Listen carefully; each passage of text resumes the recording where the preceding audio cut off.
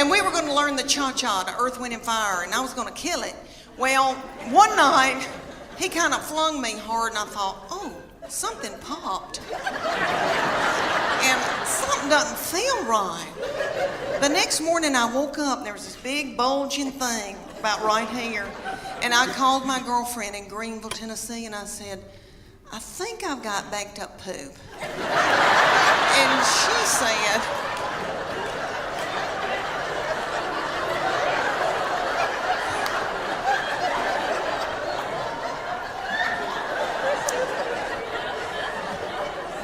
because I have trouble with that. But she said, I don't think poop goes up that far. And so she looked on her iPad on WebMD, and she sent me this picture of this man looked like an alien coming out of him. She said, is that it? And I go, that's it. She goes, you've got a hernia. So I went to my doctor, and they said, we can't push this thing back in. And so the thing was in 5 days with the Children's Hospital, and I didn't want to let them down. And I thought, Lord, what are we going to do? And my girls stepped in and learned a dance in 4 days. Bless their hearts, and they were practically nude. And they had to wear all that too. And I came out in a wheelchair to Proud Mary Keep On Turning. Thank you. And it all turned out good. The girls did that dance. You've seen that video from a long time, from the 60s with Tina Turner, and they were doing that dance. You know, it looked like car wash, something going through. Y'all seen that? And you know that Ike probably whipped her in a cocaine rage before she hit that video. So I thought, if she can do it, I can do it. But you know, let me tell you, ended up a wonderful thing. We raised a lot of money, and it was a blessing. And this blessing came out of it. Let me tell you, my husband found out about the cuddling program, and he is a baby cuddler. He cuddles drug-dependent babies every Wednesday night in Children's Hospital. Thank you. Thank you. That is so sweet. He didn't help me with mine, but that is so...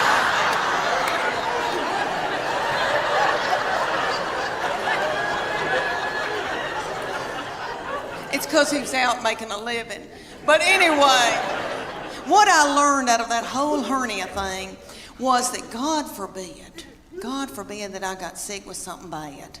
Because I truly believe that my husband and my children would let me die.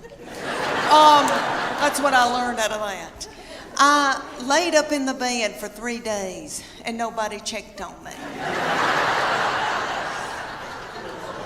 I remember hobbling over to the stairs and yelling down, are we gonna eat anything?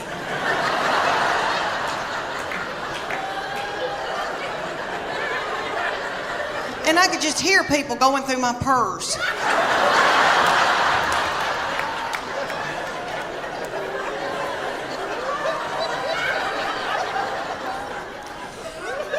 I'm hot flashing right now.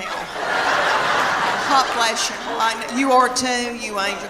Do you have sweat going down your crack? You do? Yeah, I do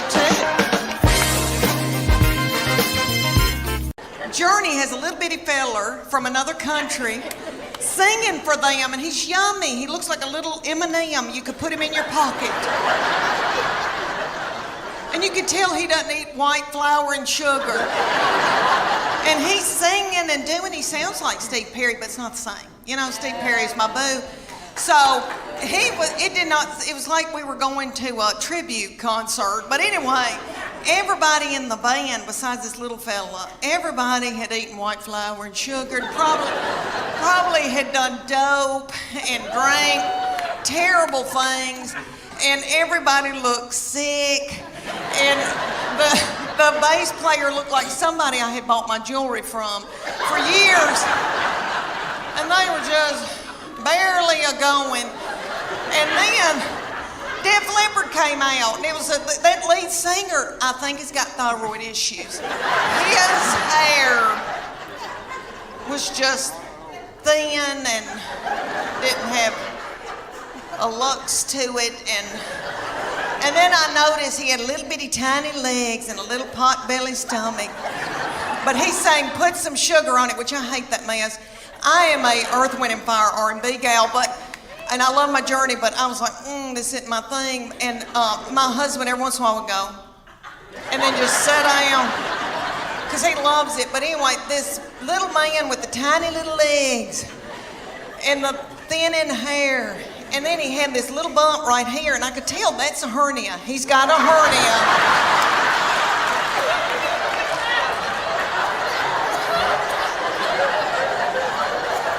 And I bet that he hadn't had time to get it fixed. He hadn't had time to put a mesh in. And you could just see it. It looks like my stomach, because I've had a hernia, but I've had mine fixed. And I thought, oh, bless his heart.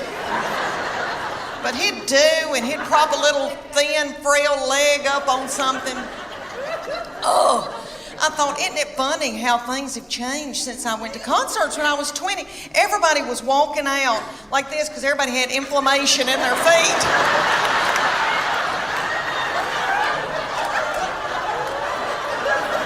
Trying to get to their car. And it was like 10 o'clock. I thought, what are we doing out here? What are we doing? We got to get home. We got to get in the bed.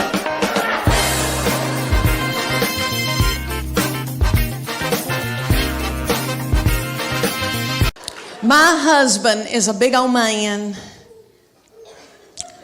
6'4".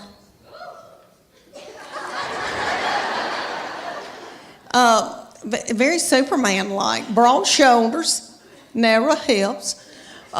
He weighs about 230, 250 if we're all on gluten. I am 5'8", I'm a big girl, and we breed big kids. So we had all these beautiful tall children, and my girls ended up playing volleyball and travel volleyball all over the United States, but they grew to be 5'8" and 5'9". We thought they were going to be taller. They wanted to be 6 feet so badly, and I finally said, you know, do you really want to go into the transgender store and get your shoes?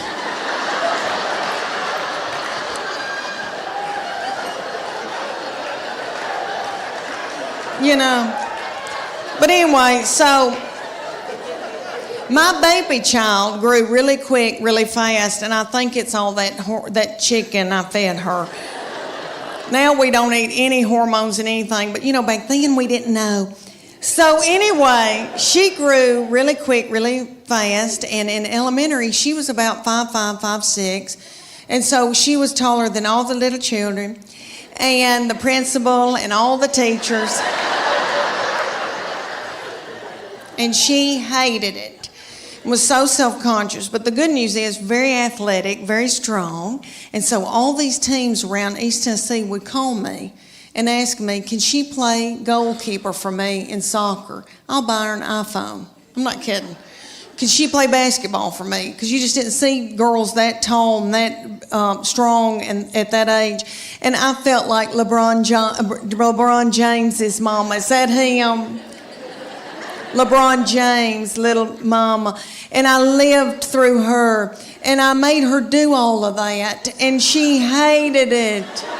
She hated it. And so one day she came to us and she goes, I'm sick of all this and I'm not doing it anymore.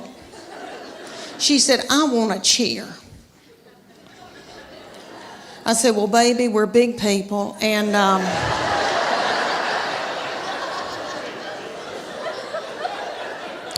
I said, we don't tumble, but I'll try to figure this out.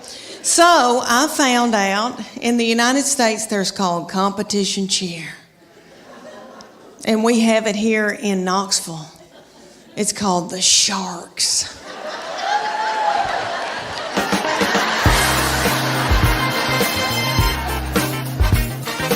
Okay, let me tell y'all that my middle one, we go and get spray tans together.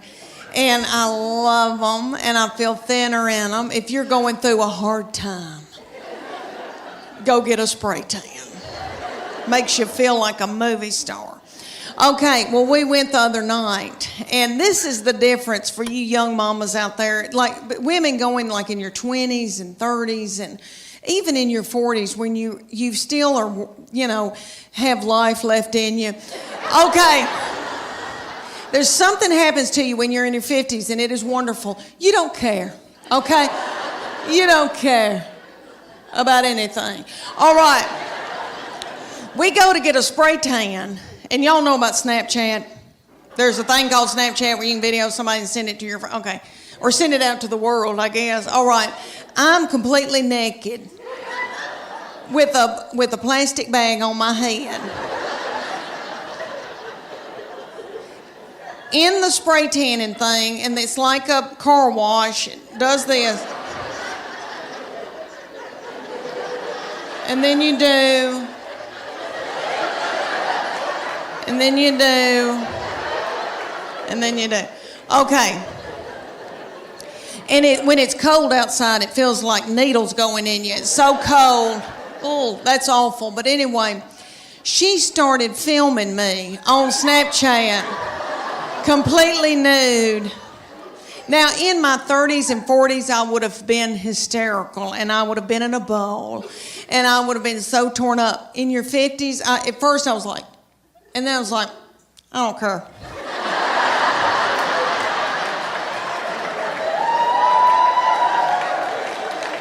I think I may have gone. I don't care. I don't care. It's a wonderful feeling. I hope y'all can all get to that one day where you don't care. The reason why I'm so in love with him, he's an old soul. Have y'all ever known anybody that was just born an old soul? He was born an 80-year-old man. All right, let me tell y'all why I say that. He has had a garden since he was in middle school. He has just always loved to learn and had all these nifty things that he's been into. Like he raised chickens. He was in Berry College. They have enterprises, business enterprises, and he started the cage-free egg enterprise. He raised 200 chickens while he was in college. Do y'all want to know what I was doing at the University of Tennessee in the 80s? I mean, let's just get it out of the way. Have I made out with anybody in here? Anybody?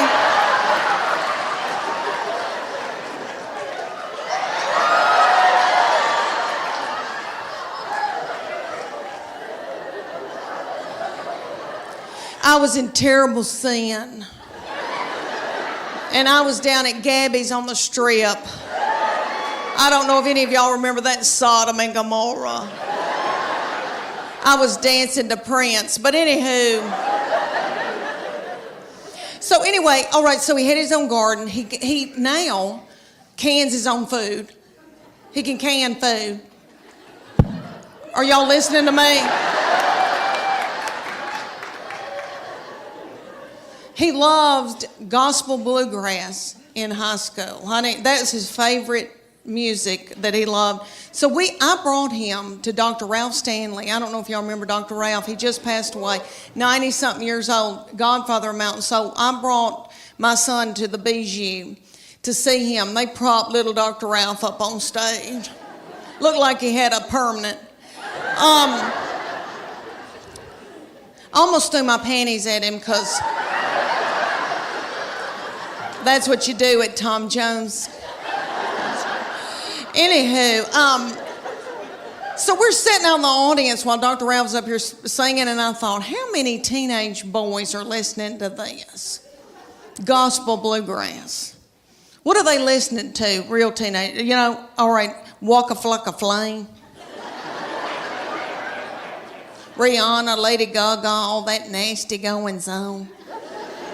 I thought, wouldn't it be funny if I had to yell at my boy, turn that gospel bluegrass down?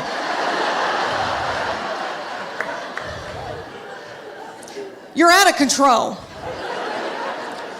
If I hear, I saw the light one more time. Okay, let me tell y'all that my middle one, we go and get spray tans together. And I love them, and I feel thinner in them. If you're going through a hard time, go get a spray tan. Makes you feel like a movie star.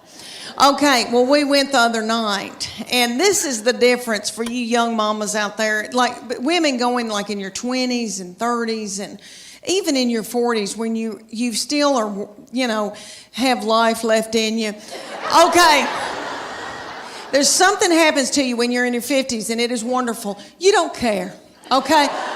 You don't care about anything.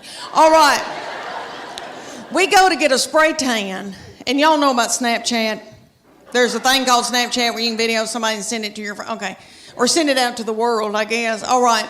I'm completely naked with a plastic bag on my head. In the spray tanning thing, and it's like a car wash. It does this. And then you do.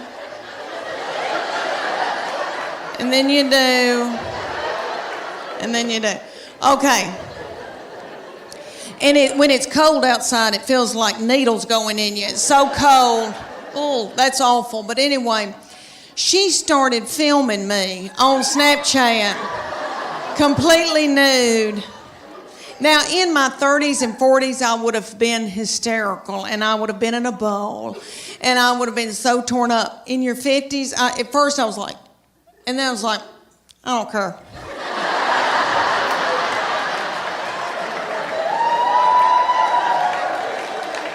I think I may have gone. I don't care. I don't care. It's a wonderful feeling. I hope y'all can all get to that one day where you don't care. My middle one that lives here in Chattanooga has always had a lot of suitors coming around and wanting to date her, and she had this one, and he was I wouldn't say an Eddie Haskell, but he was a schmoozer. Like he knew he was a player, okay? Their daddy's not a player, okay? My husband, he doesn't chat. Like he vacuumed out my car when he was dating me, and he bought my cigarettes, so that's how we started. But anyway,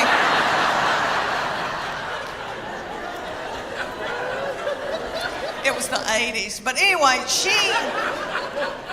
the young people call it playa, some fast-talking boy. She had this fast-talking boy coming around, and he would say to me things like, Miss Morgan, you look beautiful today. And I was like,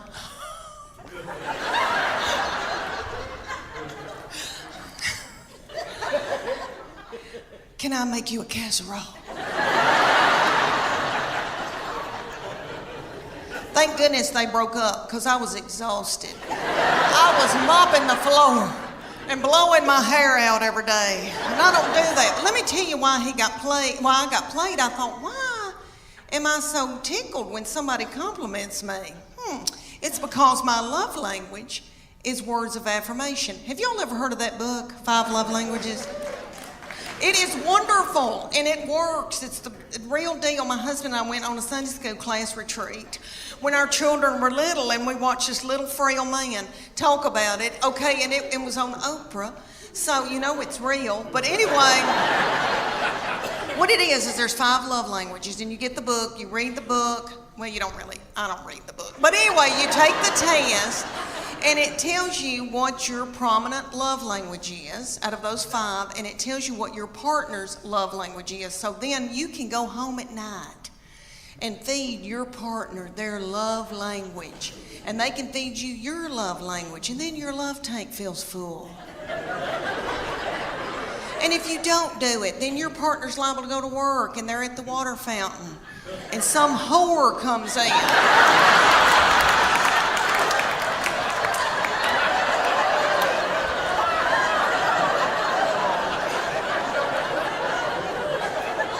And feeds their love language. And then they feel a tingle.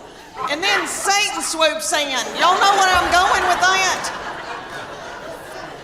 It's a disaster. So, there's 5 love languages. There's quality time. And that's my sister's. Quality time, but you just can sit and watch ESPN with somebody, which I don't want to, but you just sit with somebody. Okay, Then there's gifts. And you can just give them a card and they feel loved. It doesn't have to be something expensive. Okay, then there's physical touch. And most women in here will go, oh my gosh, that's my husband's. Physical touch. He's on me like a duck on a June bug. But it's not that kind of nasty. I'm talking about, like there's people that just want to hug you and kiss you and squeeze you and they got to hold your hand. That's the physical touch they're talking about. Okay, then there's words of affirmation. That's mine. So all my husband has to say is, Leanne, you are a good mama. Leanne, that Trisha Yearwood's chicken piccata is to die for. And then my love tank feels full, and then I'm willing to do something vulgar with him.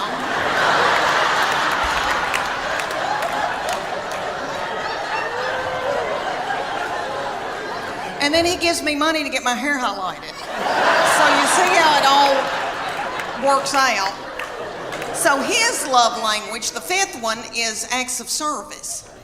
So I have to go and build a set of shelves in the garage for him to feel love. He came to me in, he was in middle school or high school, and he's very spiritually mature, has always been. I didn't do it. Their daddy didn't do it. God did it. But we call him our little Billy Graham. But anywho, so he was dating a little girl, and he came home, and I said, what y'all been doing? And he said, we've been watching a movie, and we were kissing. I said, oh, that's normal. That's okay. But I said, baby, before you know it, one thing can get out of hand. You've got your arm around somebody, and then you've got your hand on her leg. Things can get out of control. He looked at me like I was crazy. And he said to me, Mom, I've prayed about this. Nothing like that's going to happen. And I know he meant that. And all I could think of to myself was some of the nastiest things I ever did.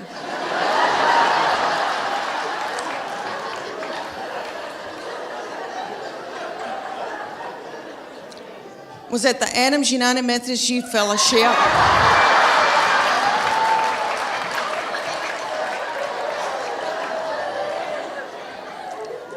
On a hayride. I don't know what it was about hay that set me on fire. I wish it did now. I could get a new purse out of that. Do y'all know what I'm talking about? Youth groups. And we've all, here in the South, we've all been raised in church, Did y'all ever go to a lock-in? What little fool came up with that?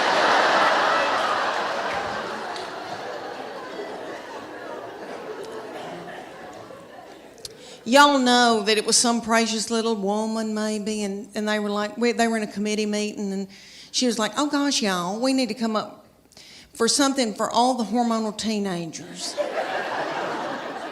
I know. We'll put them in the church building and lock the door